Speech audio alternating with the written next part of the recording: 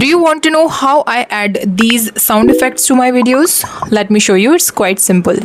In short में आप अपनी वीडियो को अपलोड करोगे, साउंड पर क्लिक करोगे तो इफ़ेक्ट्स ऑप्शन आएगा।